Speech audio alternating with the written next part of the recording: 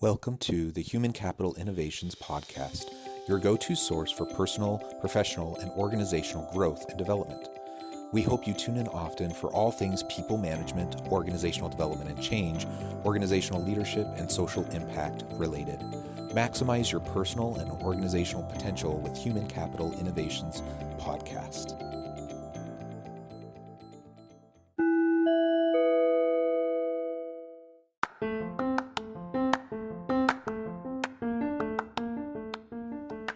Welcome to the Human Capital Innovations Podcast. In this HCI podcast episode, I talk with Brenden Kumarasamy about effectively communicating culture change in your organization.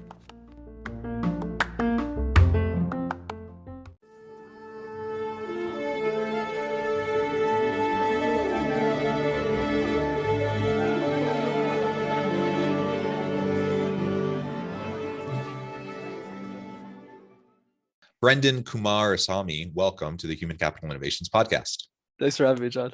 Yeah, it's great to be with you again. You joined me probably a year or so ago. We had a great conversation about communication then. And today we're going to continue the conversation. We're going to talk about effectively communicating culture change within your organization. I know you have a lot of change management in your professional background, so this is going to be a fascinating conversation. As we get started, I wanted to share Brenden's bio with everybody. Brenden is the founder of Master Talk, the coaching practice he started to help ambitious executives and entrepreneurs become top 1% communicators in their industries. He is also a popular YouTuber with a channel called Master Talk. Brenden, anything else you would like to share with listeners by way of your background before we launch on into the conversation? No, you got it. Thanks for summarizing that so well, John. Okay, well, maybe start by just reminding any listeners who may not have caught you last time. What is Master Talk?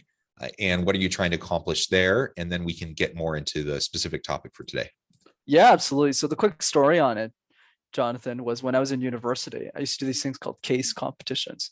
Think of it like professional sports, but for nerds. So other guys my age were playing basketball and rugby. I was doing presentations competitively. And that's how I learned how to speak and coach other people how to speak. But the goal was never to start a business or a YouTube channel. The goal was to go on and work as a management consultant at McKinsey or BCG or Deloitte or IBM. And that's where a lot of the candidates, the best candidates who joined those firms, they initially do case competitions and case interviews during that process. But I accidentally developed a skill on how to coach other people and how to speak. So a few months before I started working at IBM as a change management consultant, I started making videos on public speaking tips, and eventually that turned into a business. And I've quit IBM ever since to pursue this full time. Well, that's wonderful. Living the dream. IBM, I'm sure, was a tremendous experience. Tell us a little bit about your change management consulting role there.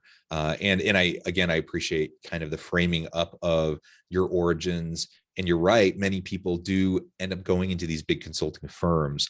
So what was it about IBM that attracted you? What kind of work did you do there? And then we can get into how your communication expertise helped to assist you in doing the change management work in that role. Yeah, of course. So I was at IBM for 2.5 years. And what's great about having a consulting role, especially out of university or out of an MBA, is you're already tasked with very difficult responsibilities at a young age. So you learn much faster. So when I was leading global implementations at IBM, I was primarily implementing a product called SuccessFactors, which is an HCM solution for SAP. And I was leading the change with the actual technical implementation of the solution, but I was also doing the change management where I was convincing different stakeholders within the org that this is a new change and how to explain the product in a way that people would understand it. And I would say the biggest magic from that experience, Jonathan, is at a young age, you're already interacting with very senior individuals, especially on the client side, because in the industry, the hierarchy is very flat in consulting, where the junior person is very close, is probably even having a great time with the senior executives at the top of McKinsey or any of those firms. That was the main reason I joined. It was such a wonderful experience there. Yeah, that's awesome. And that's a world I wanted to get into as well. I ended up kind of going the professorial route and doing consulting work on the side rather than going directly in like you did, but having some background as an internal change management individual in a couple of different organizations prior to pursuing my PhD. It was a tremendous experience, a wonderful opportunity. I learned a lot, and just fascinating and super fun and enjoyable. So on that note, just for anyone listening who may think, be considering career options or shifts or anything like that, tremendous area to be in for sure. So let's talk now a little bit more about the role of communication. You alluded to it just a little bit there in your time at IBM, and you're implementing digital transformation, utilizing success factors.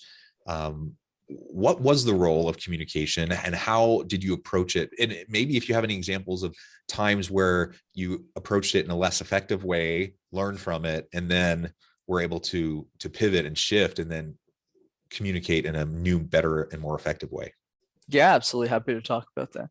So I would say in the context of the role I had at IBM, and this is true with any consulting role or any change management role, is we're communicating to different stakeholders. But the difference is that the languaging you need to use when you're communicating with those stakeholders need to change. So for example, when you're talking to the developer who's working at the company, you're saying, hey, there's a new software, there's a new update, there's a new idea. The way you communicate with that person is going to be very different than with a senior executive.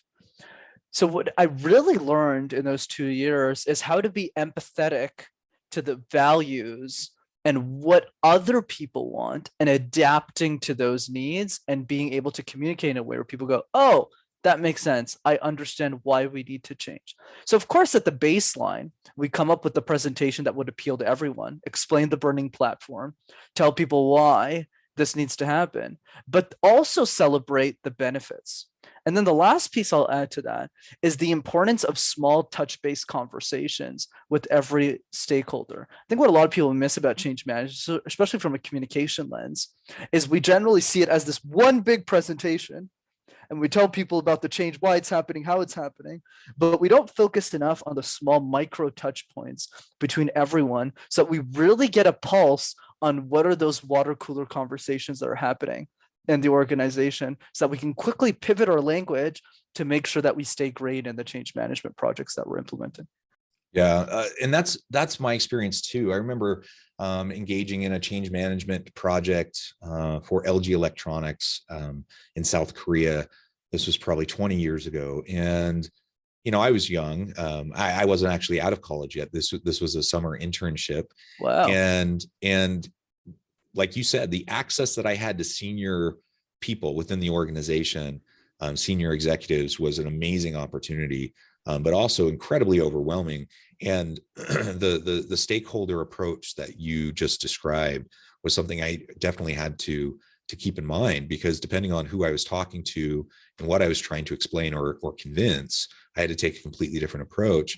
As someone, especially in an Asian culture with incredibly lower level status, I was basically the only white dude, working in the team. And so, I spoke the language pretty well and understood the culture pretty well. So I was able to navigate that decently well, but still, it's just, I was in a different kind of a situation than say one of my Korean colleagues.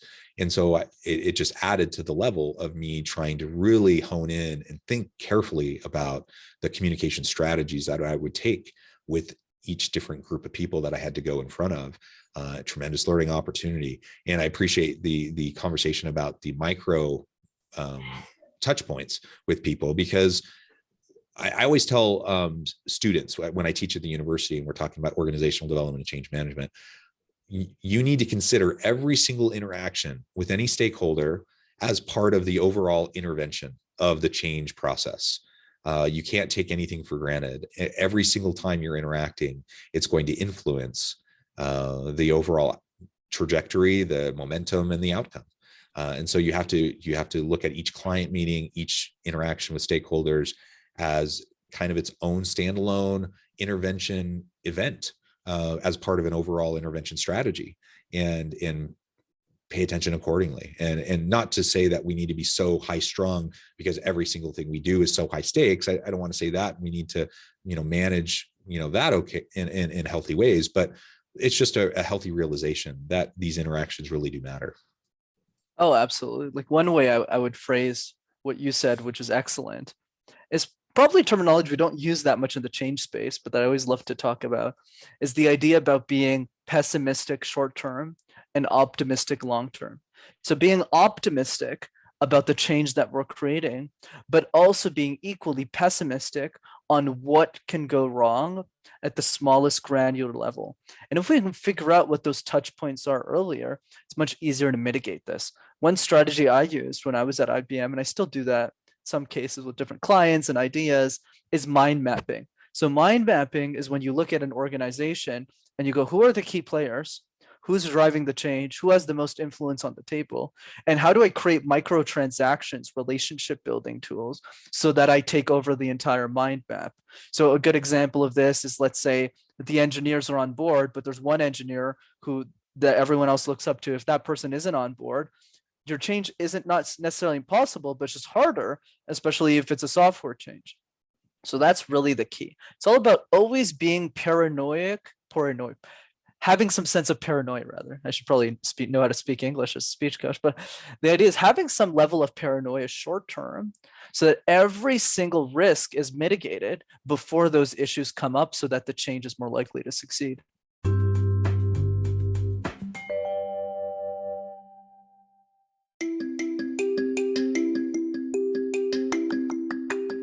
I'm excited to announce the publication of my new book from HCI Press, Bluer Than Indigo Leadership: The Journey of Becoming a Truly Remarkable Leader. Early in my adult life, I learned about an Asian proverb that translates as bluer than indigo. If you think about the color indigo, it is a brilliant, deep, and vibrant blue, what some would call the bluest of blues. To have something that is bluer than indigo is rare and truly remarkable. Contrary to popular myth, there is no one-size-fits-all or cookie-cutter approach to effective leadership. There's no silver bullet, no secret sauce, no go-to model that will solve all of our problems. The truth is, great leaders have all had their unique strengths and flaws, and have all had to discover and then pave their own distinctive path in their life's journey to fulfill their leadership potential. Bluer Than Indigo Leadership will help you discover your own path and explore those ordinary, everyday actions that will help you respond to an uncertain future and produce extraordinary results for individuals, teams, and organizations.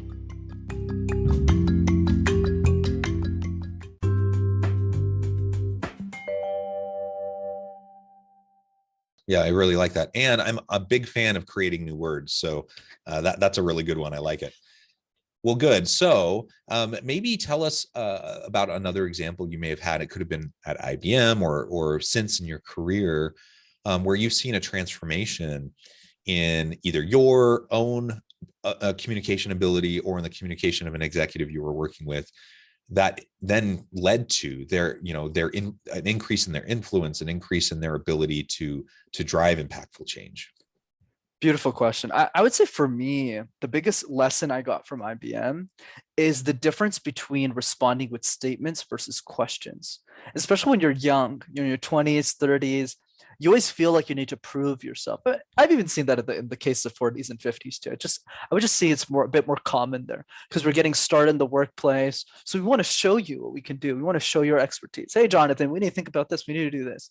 But I would say is the most wisest individuals I've met at IBM, and they've coached me on this too. So I learned that lesson early in life, thankfully, is the best way to showcase your wisdom is through questions, not statements. And what I've always found is that the best executives in the world that I've had the pleasure of either working with or knowing spend that time to really diagnose and spend a lot less time solutioning.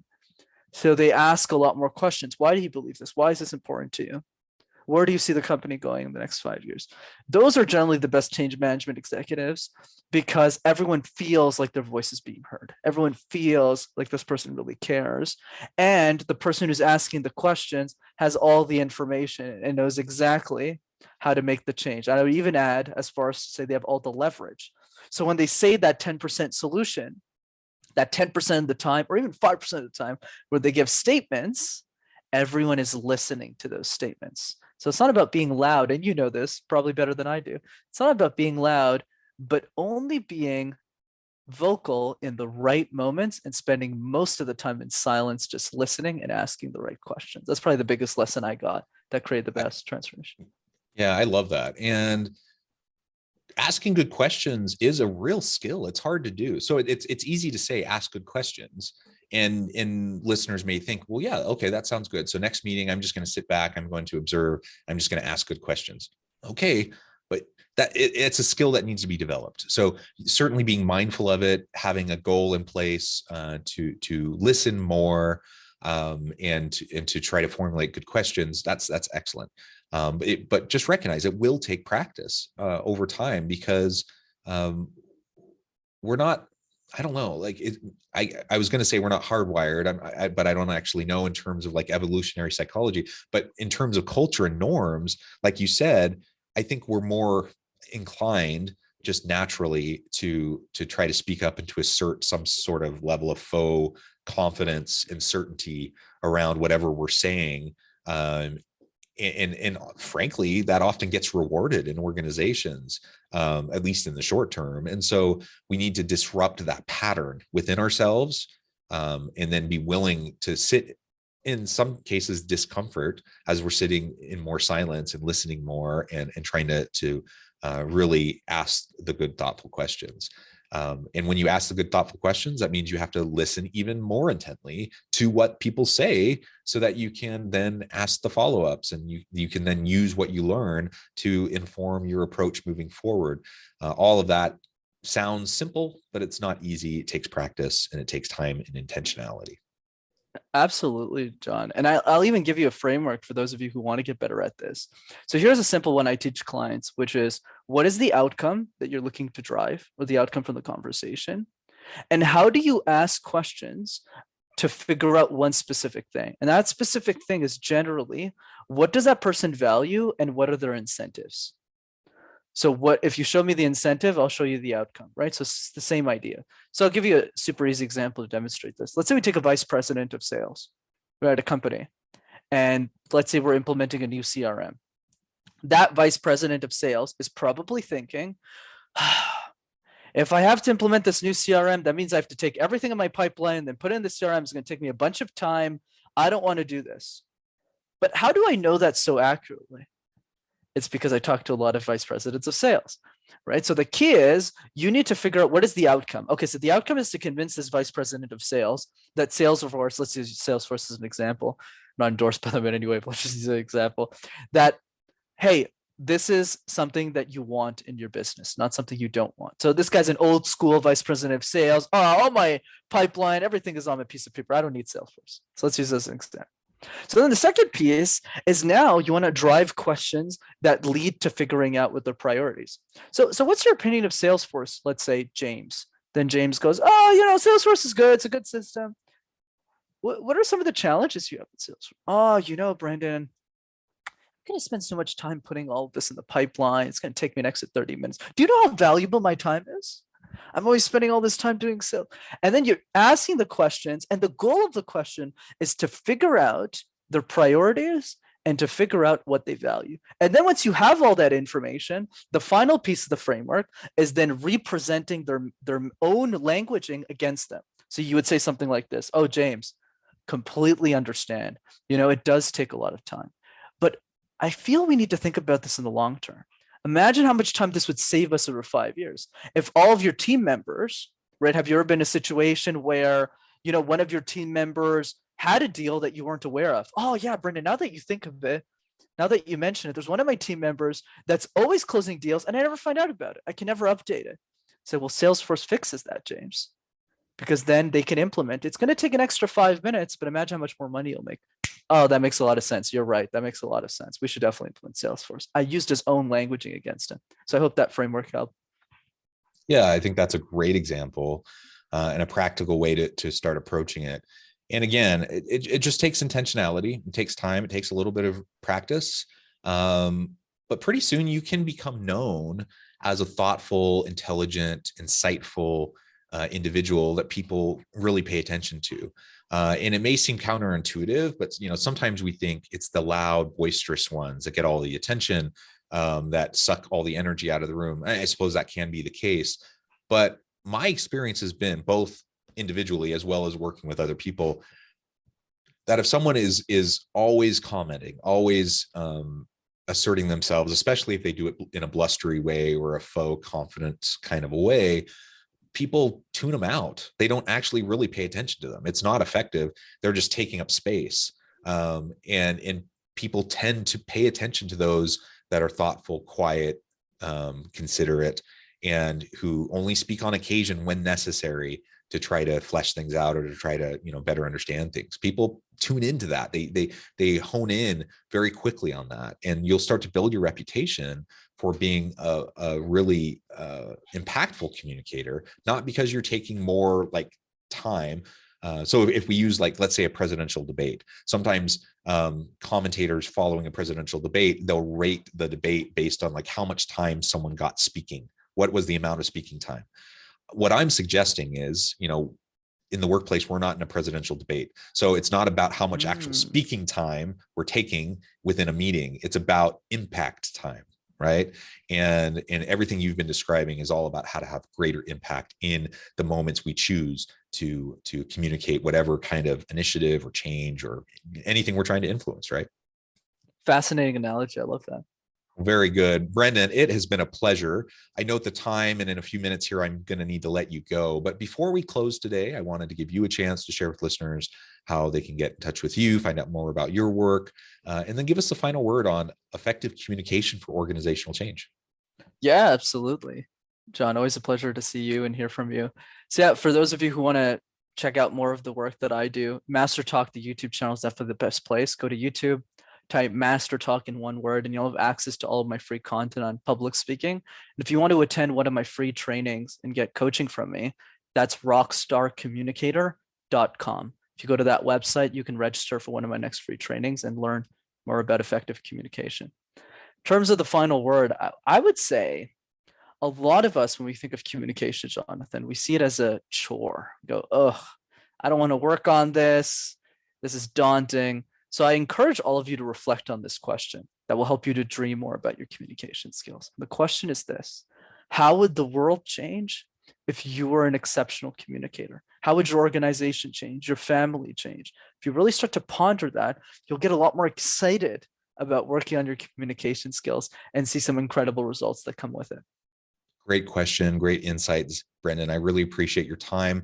Thank you so much for sharing all of this with me and my listeners today. I encourage listeners to reach out, get connected, find out more about what Brenden can do for you. And as always, I hope everyone can stay healthy and safe, that you can find meaning and purpose at work each and every day. And I hope you all have a great week.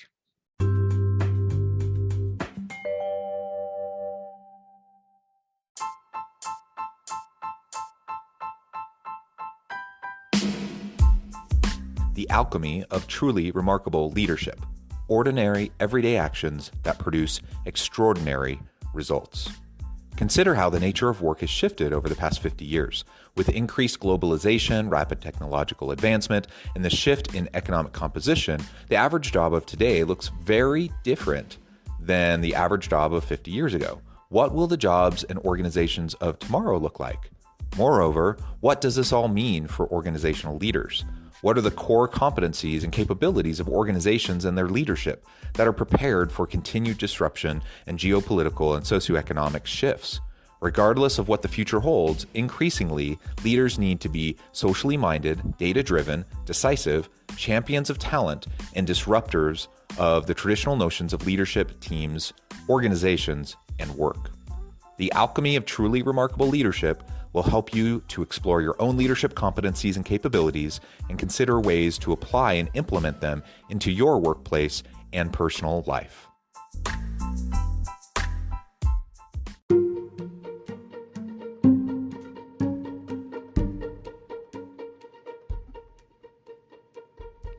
Check out Human Capital Innovations magazine, Human Capital Leadership. Human Capital Leadership is a free, interactive e-magazine with the mission to help individuals, leaders, and organizations find innovative approaches to maximize their human capital potential. We publish issues quarterly in August, November, February, and May. Take a look at the latest issue and let us know what you think.